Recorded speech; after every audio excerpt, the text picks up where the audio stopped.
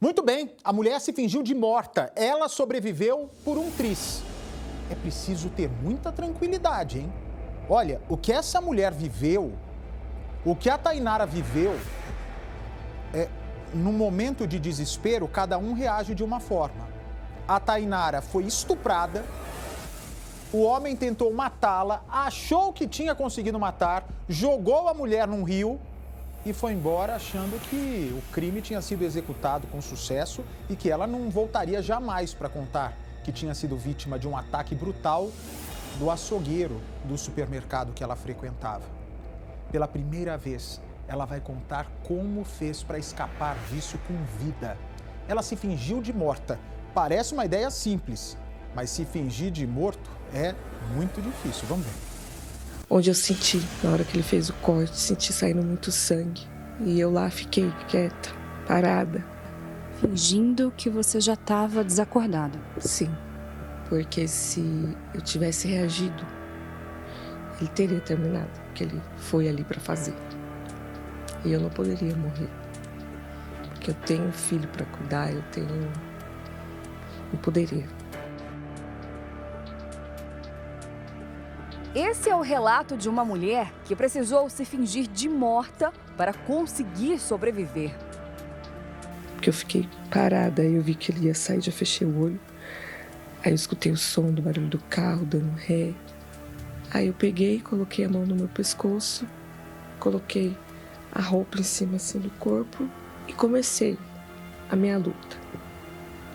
Eu andei mais ou menos 1 quilômetro até eu achar uma casa.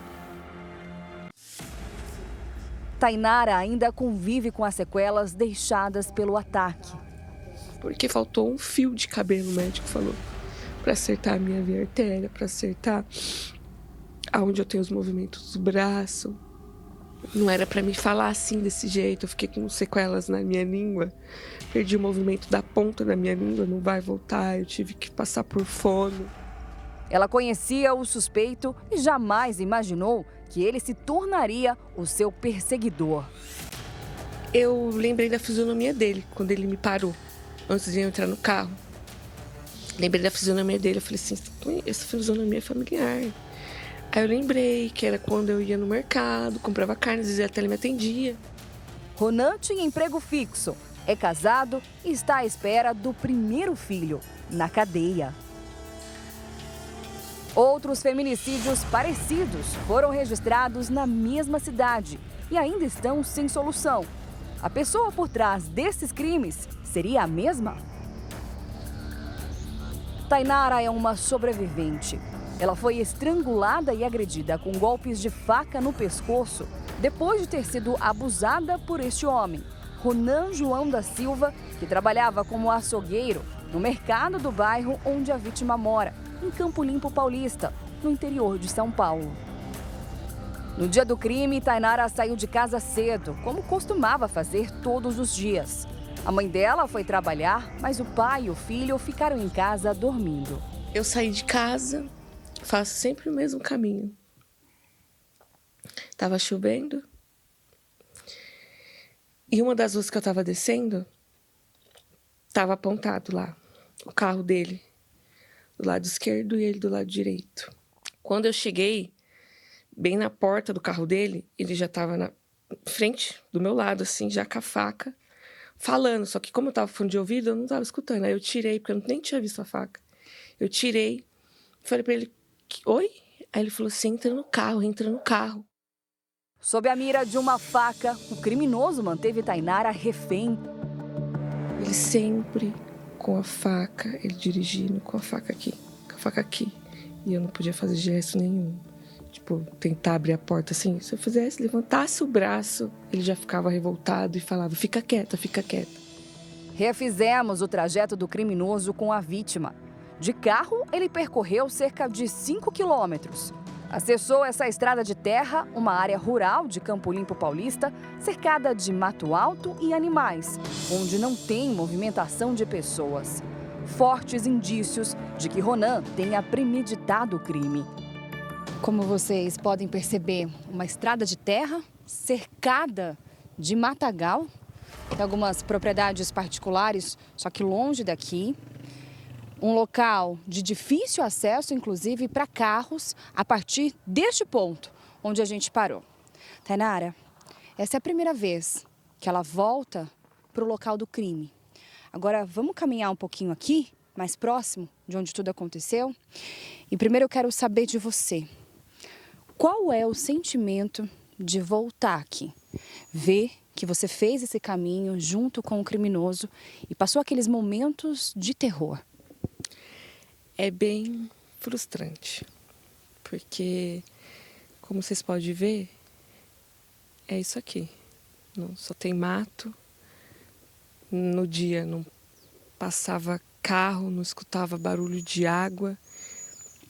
E eu vinha caminhando em busca de uma ajuda. Ele parou o carro desse lado e aconteceu tudo.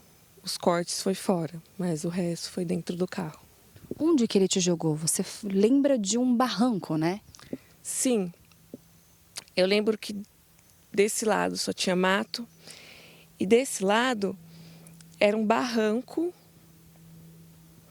e passava água, que foi onde ele me jogou do barranco. Eu lembro que até ele não conseguiu me empurrar tanto, que ele pegou o pé e batia na minha cabeça para me descer do barranco.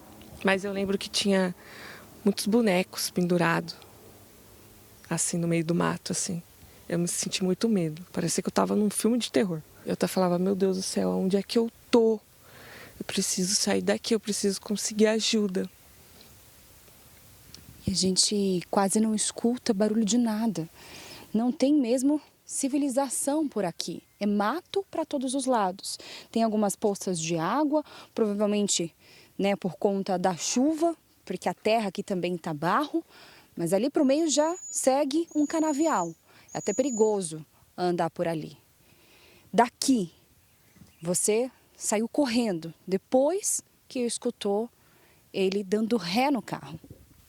Saí. Eu levantei, vi o estado do meu pescoço, tentei estancar um pouco para me conseguir ter mais força, só que eu não tive sucesso e comecei a andar em busca de salvar minha vida. Quando Tainara acordou do primeiro desmaio, ela conta que tentou se debater para escapar de Ronan, mas que precisou se fingir de morta. Que eu virei, olhei, ele jogou o celular e já veio me enforcar de novo. Aí eu tentei sair, não consegui, eu vi que eu ia desmaiar de novo. Aí eu fingi que eu desmaiei na hora.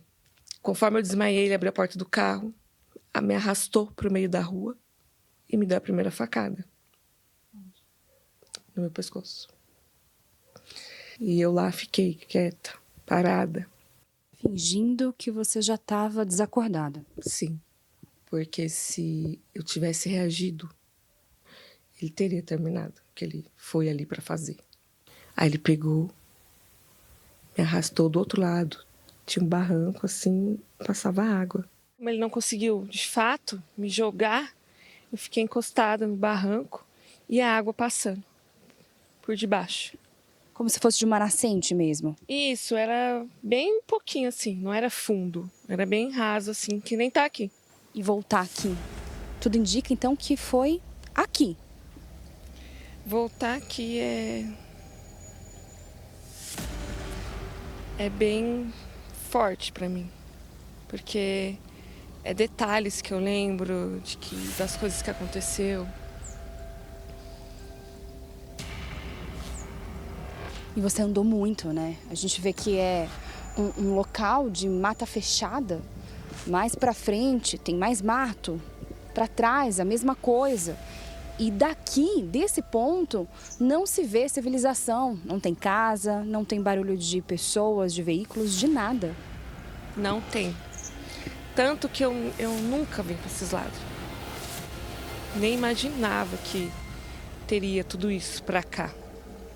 E estima-se que você tenha caminhado à procura de ajuda mais ou menos 1,5 km.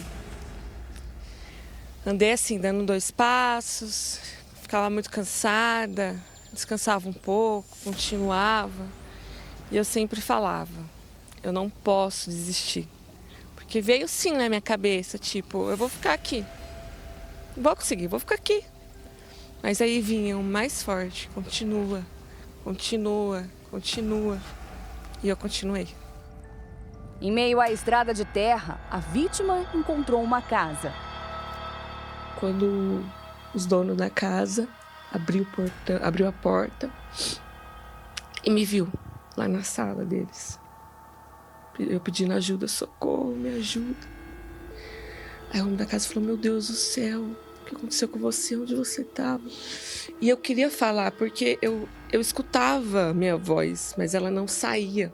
Ele falou, não fala nada, eu vou pedir socorro, já estou pedindo socorro. Aí a ambulância chegou. Tainara foi imediatamente acolhida por um casal que acionou o resgate. Um dos cortes no pescoço era tão profundo que os médicos disseram para o seu Paulo, pai dela, que as chances da jovem sobreviver eram mínimas. E o médico perguntou para mim, e me chamou a atenção porque ele pegou no meu braço assim e apertou. Você tem fé? Falei, doutor, eu tenho fé e é muita, não é pouca.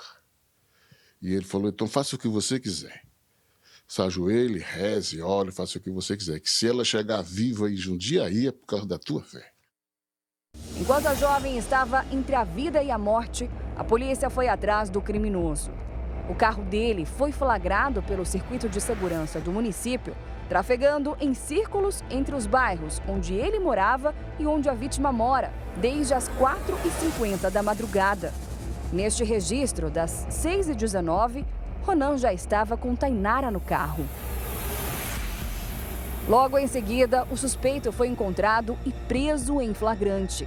Mesmo assim, ele tentou se defender.